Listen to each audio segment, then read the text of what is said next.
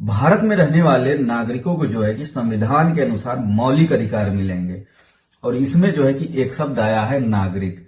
यहाँ का कोई नागरिक कैसे बनेगा? यहाँ का कोई नागरिक बन सकता है अधिवास के द्वारा। अधिवास यानी कि निवास करना। अनुच्छेद 5 या आर्टिकल 5 के अनुसार जो है कि संविधान के आरंभ होने पर प्रत्येक व्यक्ति जिनका निवास स्थान भारत में है वह भारत के नागरिक होंगे। तो इसमें जो है कि 3 पॉइंट्स हैं। पहला ए करके है जो कि भारत में जन्मा हो, और दूसरा जो है कि जिनके माता पिता में से किसी का भी जन्म भारत में हुआ हो, और तीसरा पॉइंट यह है कि जो व्यक्ति संविधान के प्रारंभ होने से पहले 5 वर्षों तक भारत में रहा हो वह जो है कि नागरिकता ले सकता है।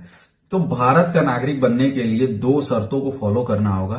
पहला यह कि व्यक्ति का अधिवास स्थान भारत में हो, यानी कि व्यक्ति जो है कि भारत में रह रहा हो। किसी भी देश का नागरिकता लेने के लिए आपको उस देश में रहना होगा। ये तो फर्स्ट पॉइंट हो गया। और सेकंड पॉइंट ये कहता है कि जो 2 पॉइंट हमारे बचे, माता पिता में से किसी का भी जन्म भारत में हुआ हो और व्यक्ति संविधान के प्रारंभ होने के पहले 5 वर्षों तक भारत में निवास रहा हो। तो ये 2 पॉइंट में से कोई एक पॉइंट। सो मिला जुला के मतलब कि पहला तो व्यक्ति का भारत में निवास स्थान होना चाहिए, दूसरा उसके, और जो दूसरा पॉइंट है ये है कि माता पिता का जन्म भारत में होना चाहिए या फिर वो संविधान के प्रारंभ होने से 5 वर्ष पहले जो है कि भारत में रह रहा हो।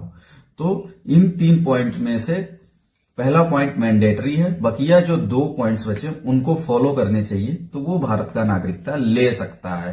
हालांकि ये थोड़ा कॉम्प्लेक्स नहीं है समझना, मगर इसको आप ध्यान से सुनेंगे तो समझ आ जाएगा ये चीज आपको।